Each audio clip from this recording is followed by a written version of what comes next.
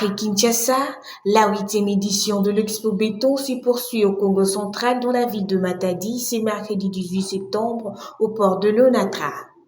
Cette deuxième phase a été lancée par la ministre Judith Suminwa, chef du gouvernement, devant plusieurs autorités du province. Placée sous les thèmes Révolution urbaine de solutions durables du corridor ouest pour Kinshasa et Congo central. Cette édition s'annonce riche en échanges d'expériences et d'informations. Au total, 18 entreprises ont exposé leurs produits lors de l'ouverture de cette cérémonie. Excellences, distingués invités, depuis que notre pays a accédé à l'indépendance, le secteur de l'habitat souffre d'un déficit d'attention technique et stratégique ainsi que de la mise en œuvre d'une politique adéquate en matière d'urbanisme. Nous souhaitons vivement que la révolution urbaine devienne une réalité vivante et c'est dans le respect des normes environnementales ainsi que de nouvelles cultures. C'est pour nous un immense plaisir de nous retrouver ce jour à Matadi, au port de l'Onatra pour la suite de la 8e édition Expo Béton RDC. Lors de notre travaux à Kinshasa, un collègue sénateur a proposé le PDV 98+1 villes, programme de développement des villes, les 98 et la ville-province de Kinshasa, qui ne manquera pas de capter l'intérêt de son Excellence, Madame la chef du gouvernement, et particulièrement du ministre en charge de la politique de la ville. Mesdames et messieurs, au cours des différentes réflexions développées lors de la première phase de cette édition, il a été dressé un bilan préoccupant de ce corridor ouest. Je vous invite à poursuivre ce cadre d'échange et d'évaluation. Je ne saurais clore mon propos sans inviter Monsieur le gouverneur du Congo central, Monsieur le vice-gouverneur et l'ensemble de l'exécutif provincial à s'approprier les recommandations faites au cours de cette session d'Expo Béton, ce qui ne pourra que contribuer au développement de la province du Congo central. C'est sur ces mots que je déclare ouverte cette deuxième étape de la 8e session d'Expo Béton. C'est un discours qui est actif, qui nous appelle au travail. Mais moi, j'ai un grand souci.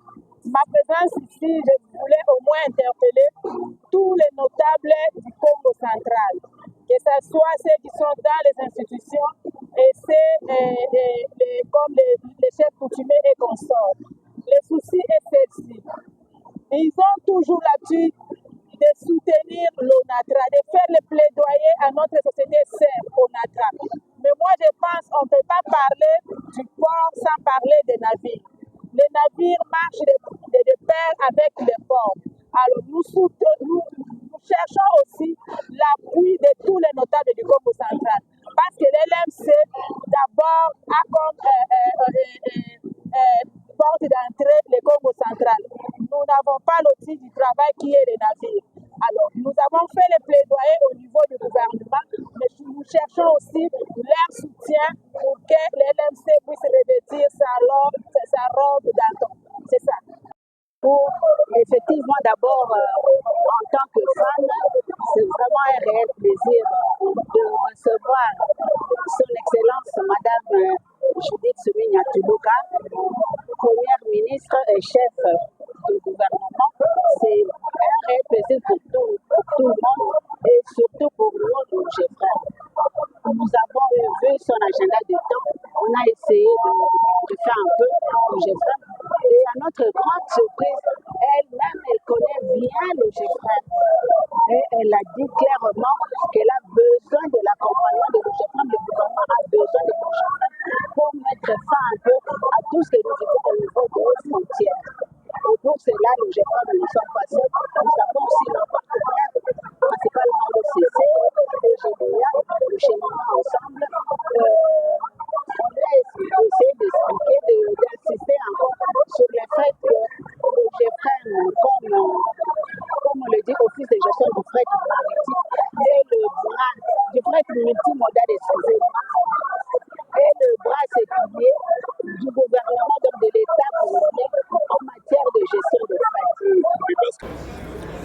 personnellement, pour moi, je trouvais que c'était vraiment intéressant. Participer dans de telles organisations, c'est vraiment très important. Il y a exposition de richesses de notre pays. Tu accueilles des connaissances de gens avec qui tu n'as jamais connu. Vraiment, c'est organique. En ce qui me concerne, je pense que s'il faudrait encore faire d'autres innovations, présenter suffisamment le patrimoine de notre pays, la richesse de notre pays, parce que là, je vois, il n'y a pas vraiment la représentativité de nos richesses.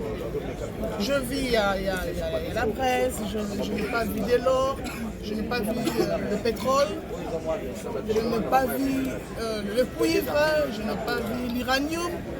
Bon, il faut songer un peu à ça parce que je me pose un peu la question. Je me souviens encore quand j'étais encore enfant, et chaque fois qu'il y avait foire à Kinshasa, à la Fikine, il y avait exposition de toutes nos richesses. Et vraiment, je pense que ça sera vraiment une bonne chose qu'on puisse un peu penser à cela. Et je pense que ça va enrichir la connaissance des Congolais. Parce que quand on se dit qu'on est Congolais, on doit quand même être fier d'être Congolais parce qu'on sera en mesure de connaître tout ce qui est richesse que Dieu a mis dans notre pays. Et ces centres d'approvisionnement agricole devront alimenter ce qu'on appelle des centres de PME. Des centres de PME qui vont se charger de la transformation de ces produits dans les grands centres qui sont dans les corridors Kasangolo à Mwanda, c'est-à-dire Kasangolo, Kisantu, Patamu, Kipese, Matadi, Boma et Mwanda. Ce sont des grands centres où il y a un tissu industriel qui existe déjà, qui peut permettre l'industrialisation rapide. Et donc pour ça, il faut conclure des accords dans le cadre de partenariat public-privé avec les confessions religieuses qui ont des infrastructures abandonnées. Il y en a beaucoup dans tous les territoires, avec les anciennes usines qui ont abandonné des bâtiments pour faire de ces centres-là des centres d'approvisionnement. Et dans l'entretemps, voir dans quelle mesure il faut créer un port sec à Kasangolo. L'objectif, c'est que tout ce qu'on importe ici au niveau du Congo central, au niveau de Matadi, et qu'on importera demain au niveau du port en eau profonde, l'objectif, c'est de retenir une certaine quantité au sud du territoire du Congo central pour redesservir Kinshasa par de petits transporteurs autre que le poids lourd. Comme ça, le poids lourd s'arrêterait à Kasangolo et on désengorgera assez rapidement Kinshasa des embouteillages. Et ça va créer une nouvelle économie de la province. On aura seulement une urbanisation comme impact politique qui partira de Kasangolo vers Matadi et on aura de Mwanda évidemment vers Matadi ou de Boma vers Matadi. Et tous les produits qui seront transformés dans les centres de PME et les autres produits qui seront produits dans les centres de production agricole, une partie doit aller vers la spécialisation pour exporter par le port de Boma. Et Boma va retrouver à ce moment-là sa vocation d'être un port d'exportation.